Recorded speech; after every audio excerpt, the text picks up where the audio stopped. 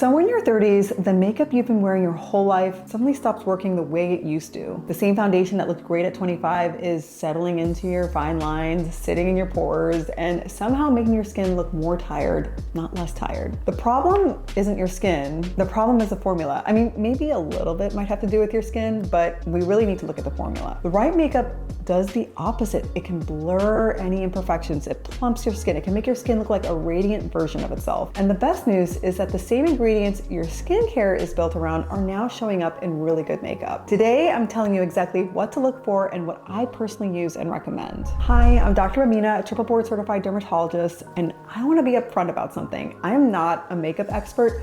I do not do a full glam, but what I am is a skin doctor who pays close attention to what goes on the skin, and my interest in makeup is entirely through that lens. What's in it, how it interacts with skin over time, and which formulas actually support skin health rather than undermining it. Everything I'm recommending today is something I personally used, have tested, or would put on my own face. If you're new here, welcome. I would love to have you, so hit subscribe so you don't miss what's coming. Now let's get into it. What makes makeup actually anti-aging? The phrase anti-aging makeup gets thrown around a lot, but let me tell you what it actually means from a dermatologist's perspective. It's not necessarily about coverage. It's about what the formula does to your skin while you're wearing it and what it leaves behind when you take it off. Here are the ingredients I look for. Of course, SPF. This is the most anti-aging ingredient that exists. Full stop. If your makeup has broad spectrum SPF built in, you are getting daily UV protection whether or not you remember to apply a separate sunscreen. This effect compounds over years in a way that no serum can replicate. Next are ingredients like hyaluronic acid and glycerin. These are humectants. They pull moisture into the skin and keep the formula from drying down and settling into your lines. So this is the difference between makeup that looks good when you put it on and makeup that still looks good at 4 p.m. Next is niacinamide. We love this ingredient because it can do a bunch of things. It can reduce redness, it can minimize the appearance of pores, it can improve the overall evenness of the skin tone under the makeup. It's doing real work even inside a foundation. Then there's squalane. This is a skin identical oil that keeps the formula comfortable and skin-like without clogging your pores or causing breakouts. It's what gives a lot of the better skin tints that your skin but better finish. Next is vitamin E. This provides antioxidant protection plus a conditioning effect that keeps the formula from feeling dry or cakey on the skin. And here's what to avoid in makeup for dry or mature skin. Heavy silicone-based formulas, chalky powders, and anything with the word matte or full coverage in the same sentence. And I'm not saying never, I'm saying know what you're signing up for. Silicones can fill in texture temporarily, but can emphasize it over the course of a day. Chalky powders can cling to dry patches and create like a mask-like effect. And full coverage matte foundations, no matter how good they look in the bottle,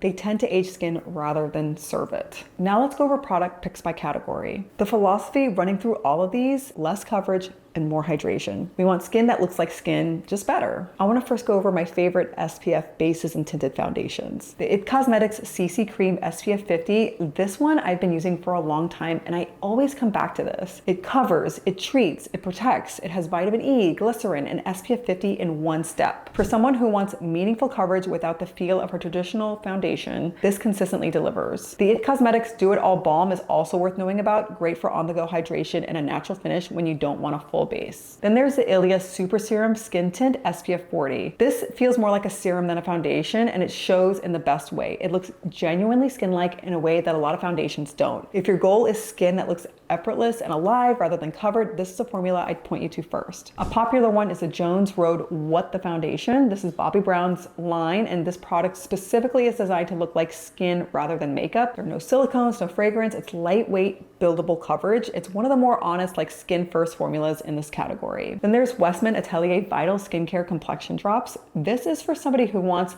the sheerest coverage possible and just wants to enhance their skin rather than cover it. This is a skincare forward formula. It has a beautiful finish and the kind of product a makeup artist would reach for on a client whose skin they want to show off rather than hide. There's also the La Roche-Posay Tinted Mineral SPF. This is accessible, dermatologist developed, and genuinely good for sensitive or reactive skin. If you're someone who breaks out or reacts to most makeup, this is where I'd start. And this has been truly a long time favorite of mine. Then there's also the Ciel Skin Tint. This one has a natural finish and one one that I think more people should know about. I have just started playing with this one and I'm obsessed. Then we also have the Color Science Sun Forgettable Total Protection Brush On Shield SPF 50. This is not a foundation, but it earns its place in this category because it's one of the most practical SPF touch-up tools available. It's a mineral SPF in a brush format that you can use over makeup throughout the day. I like it as a reapplication. So if you're somebody who applies SPF in the morning and never reapplies, this removes that excuse. Next, we're gonna go over glow enhancers and primers. First, we have the Glow Recipe Watermelon Glow Niacinamide Sunscreen SPF 50. So you get the sun protection, you get a subtle radiance boost, and niacinamide in one step. It works as a primer that genuinely preps skin for makeup rather than just sitting on top. This is something that you can layer under a skin tint. I'm also a really big fan of the Glow Recipe Watermelon Dew Drops. Next is the Charlotte Tilbury, the Hollywood Flawless Filter. This is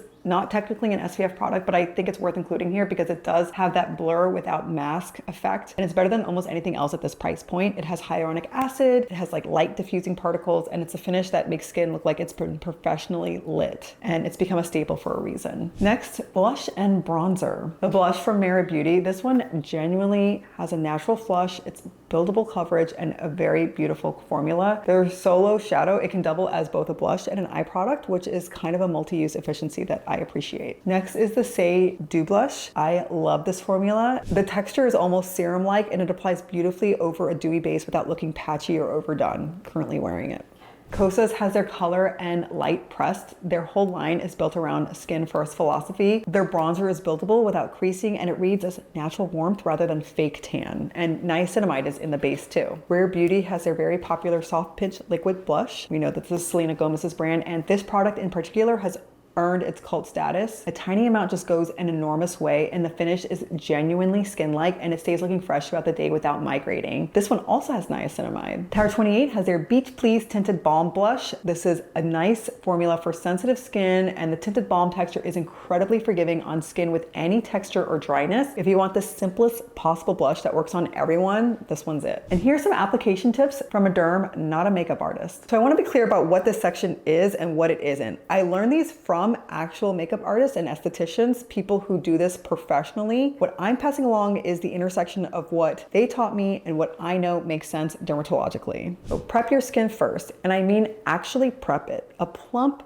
hydrated canvas is the foundation of every good makeup application, and I mean that literally. You wanna do a moisturizer followed by SPF. You wanna let it absorb, then apply your base. Dry, unprepared skin will eat your foundation and give you back creases and cake within an hour. Use your fingers for foundation. So on skin with any texture, fine lines, pores, dryness, sponges and brushes can sometimes emphasize what you're trying to minimize. Just warm fingers press product into the skin and create a seamless second skin finish that tools often can't replicate. You want to start at the center of your face and press outward. The downside is that it gets kind of messy, but something worth trying. Then you want to set with a very light hand. Heavy powder is the enemy of every dewy skin-like base you just created. If you need to set, use a finely milled translucent powder very sparingly. I would just say use it on the T-zone where you actually need oil control. If you set your entire face with powder, it will undo everything. And then add your glow last. A small amount of cream highlighter on the tops of the cheekbones, the inner corners of the eyes, and the Cupid's bow makes everything read as awake and alive. And I recommend cream over powder. Powder highlighter on mature skin tends to catch the texture. And I would just keep it subtle and targeted. And then one bonus tip, put blush higher than you think. As our skin loses volume with age, color placed lower on the cheeks can read as tired or drooping, so bring it toward the temples and cheekbones for a lifting effect. The right makeup should make your skin look like a better version of itself, not a different person, not a filtered version, and not a mask. When you choose formulas with real skincare ingredients, if you prep the skin properly and apply with intention, makeup stops being something that ages you and starts being something that genuinely supports your skin. Everything I mentioned is linked below in the description box. If this helped you, please share it. A like definitely helps more people find this content, and if you haven't subscribed yet,